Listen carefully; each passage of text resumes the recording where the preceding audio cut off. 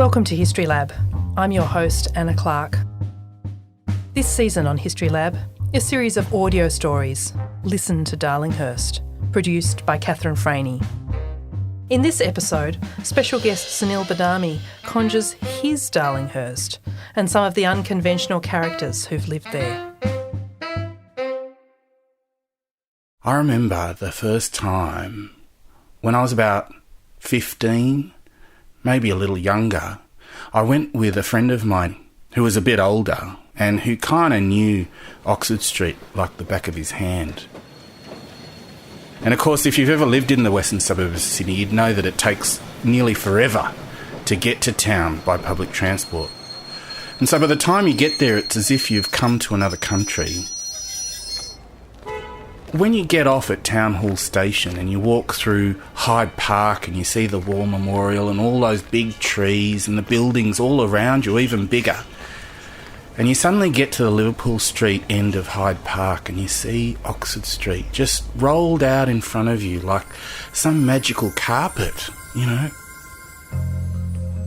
In those days it was so full of adventure. You know, there were pubs all up and down Oxford Street, the Burdekin, the Exchange, Cuba, Rogues.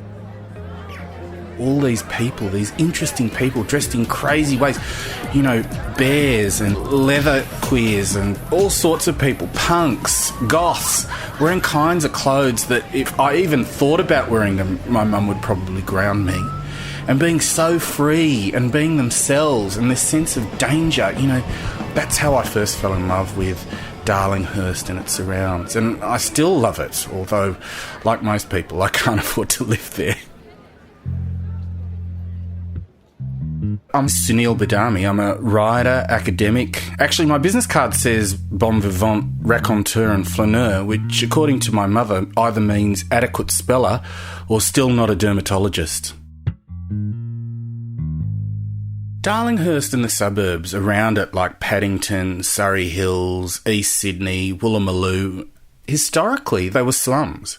If you look at the development of Sydney as it grew in the 19th century up towards the early 20th century, a lot of parts of Sydney were actually really swampy ground. So people didn't tend to build there, and if they did, it's because they had nowhere else to go. So at that time, and even up until the early 2000s, you know, accommodation in the city was pretty cheap. So it meant that interesting people who didn't always have a regular day job were always going to be living in those places. And then people like me, who'd come from somewhere else with dreams of the big city and found, you know, that they could live in a small flat in a residential like Dulcie Deemer did in the 1920s, or in a small house in the 1930s and 40s like Rosaline Norton, the Witch of King's Cross. And because there were so many of them congregating together, bouncing ideas off, getting drunk in the Lincoln coffee shop or in Mother's cellar, or, you know, eating at the Hasty Tasty, hanging around at Sweethearts or Kinsella's, there was always going to be this kind of froth and ferment of ideas and creativity and excitement. You might wonder how I know all about this stuff, you know, especially for an Indian kid from Greystanes. But I think it's precisely because I was an Indian kid from the western suburbs that I became so fascinated by everything and everyone around Darlinghurst, King's Cross and Woolloomooloo. In fact, my first job at university when I left home was managing the old Fitzroy Hotel on the corner of Cathedral and Dowling Streets in Woolloomooloo.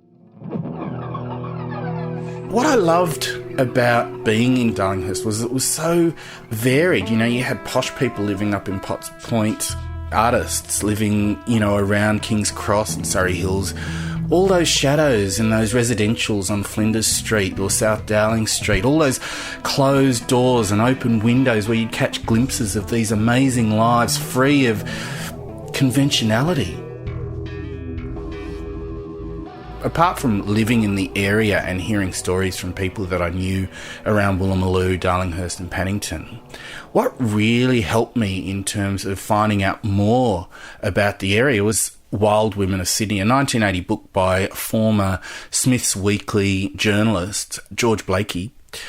He published it in 1980, and it was about the three wildest women in Sydney in the 1920s and 30s. That's Kate Leigh, the Sly Grog Queen, Tilly Devine, the Brothel Queen, and Nellie Cameron. They called her the Angel of Death because every guy she ever fell in love with happened to unfortunately get shot, not by Nellie, but someone else.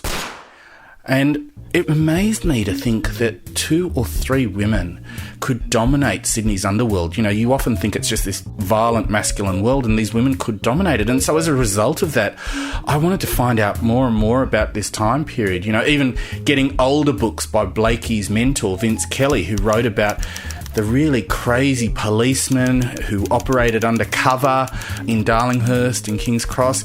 Authors like Ruth Park and Kylie Tennant finding books out about the first policewoman, Lillian Armfield, and all the trouble she had keeping girls out of the Booker T. Washington Club, which was apparently the club for black American servicemen. So as a result, I just started building up this imaginary map of Darlinghurst, peopled not just by these characters who would normally be forgotten by the official record, but also by their stories.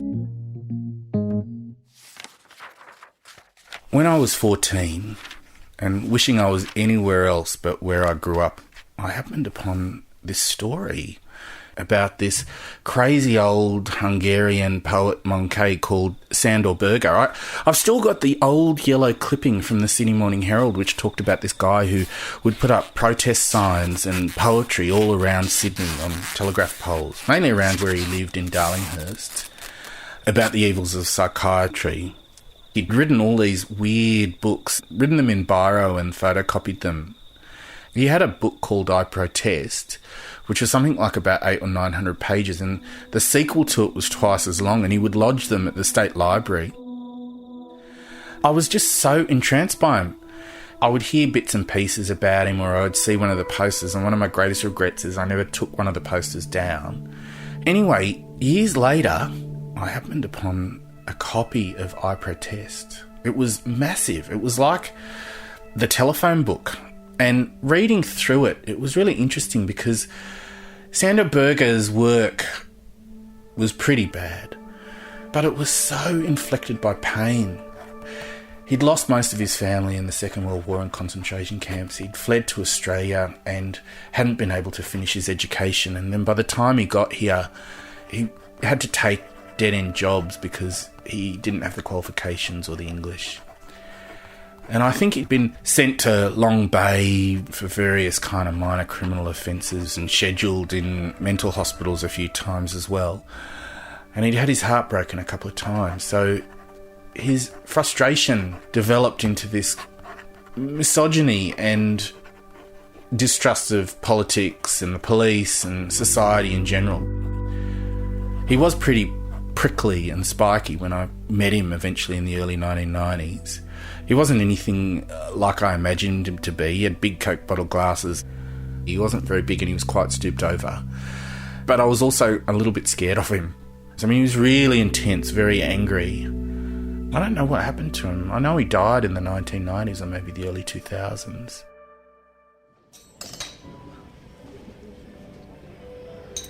I remember the old lady with the kind of skew-whiff wig. She'd have this cigarette hanging out the side of her mouth and the lippy was like all over the shop.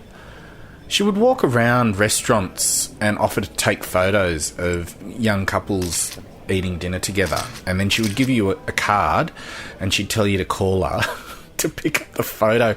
And I think I probably thought it was a bit of a scam at the time because King's Cross and Darlinghurst in the 1990s and 2000s was basically really dodgy, right? So you get people turning up and they'd be offering to sell you little single red roses, and everywhere you walked, especially around the Alamein Fountain or around the back of Forbes Street near the art school, people were either trying to hustle you for sex or hustle you for drugs.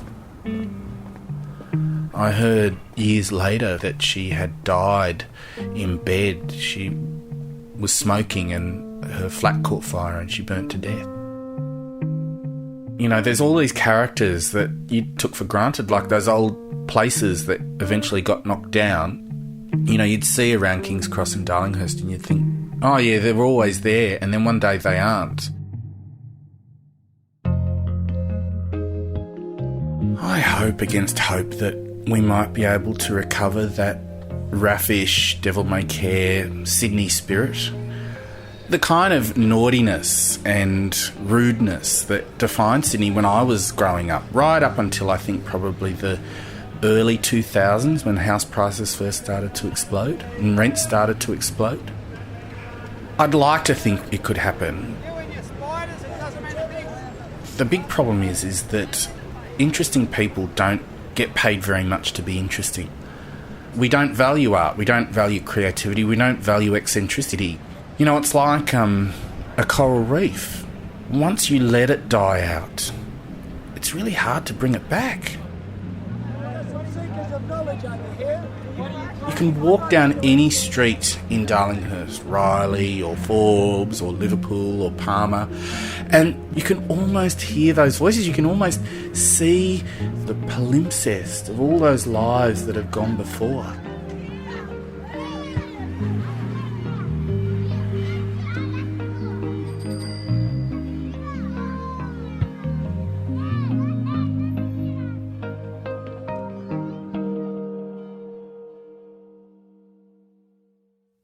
That was Sunil Badami, remembering his Darlinghurst and the ghosts that still animate the place. I'm Anna Clark and this is History Lab, and joining me now is Catherine Freyne, who produced the Darlinghurst audio story you just heard. Hi, Catherine. Hi, Anna. Can you tell me a little bit about how that piece came together? Well, I think when I was researching what these audio stories might be, I spoke to a number of people, including the writer Sunil Badami, because I knew about his special interest in inner Sydney, its history, some of the characters, the history of Bohemia. And I just thought, I want to get Sunil's voice into this series. He's such a vivid storyteller and he knows so much. So I thought, well, here's a frame around which Sunil can talk, you know, this idea of eccentrics. But I also wanted the listener to understand that Sunil's connection to Darlinghurst was a personal one as well. You know, he lived there, he worked there for a number of years. And so that's kind of where the story came from. Now, interestingly, this project intersected with lockdowns and so on. So I had to wait to do interviews with a lot of people. But Sunil actually was able to record himself. So over a phone call, I interviewed him, but he recorded using a really good microphone at his end. And so that was just an absolute treat. So we actually kind of did it remotely. In most of the stories, we have done recordings like in situ in Darlinghurst, but this one was not. And so then the work was to actually create all of that sense of place through using sound and music. It's a real curation, isn't it? And it differs from what we might think of as a conventional oral history, for example, when you're there, you know, asking questions and getting answers. This is Sunil curating his story of Darlinghurst. Yeah, that's right. I mean, I had to cut out so many interesting stories because one of the objectives with these audio stories as well was brevity. But because Sunil actually worked, I'm sure he wouldn't mind me saying this because he described it at length in the original interview that we did. He worked in a sex shop in Darlinghurst for a number of years, and so he was telling some amazing stories from that chapter as well. That's also quite a curation. Yes. The story is really more than just these sort of snapshots of the individual people who are mentioned. It's also about material conditions. It's about changing Darlinghurst over time and what allows this melting pot of eccentricity to exist, what allows it to begin and grow and become synonymous with the place itself. Well, I think it's about a kind of certain population density and a mix of housing. Darlinghurst has those. I think it's also about the availability of services, public services. By that I mean public transport, community services. Darlinghurst is pretty well catered for in these respects. It's really central. So even though there's been massive gentrification and massive change, most local people will say, oh, it's not what it used to be in terms of diversity and raffishness. Of course it's not.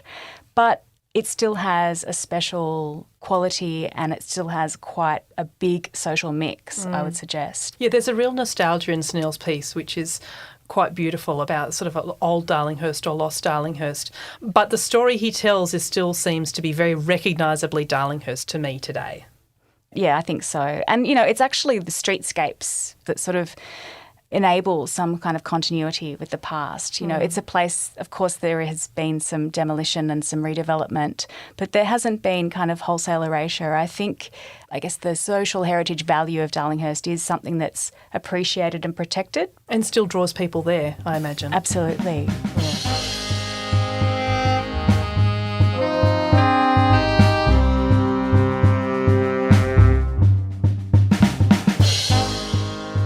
Listen to Darlinghurst is a production of the Australian Centre for Public History in partnership with the Paul Ramsay Foundation. The sound engineer is Judy Rapley. Music in today's story by Blue Dot Sessions, Atlantic City Orchestra and Mod Fun. Thanks to Britta Jorgensen and Sarah Gilbert at Impact Studios, UTS. History Lab is made on the lands of the Gadigal people of the Eora Nation, whose land was never ceded. I'm Anna Clark. Bye for now.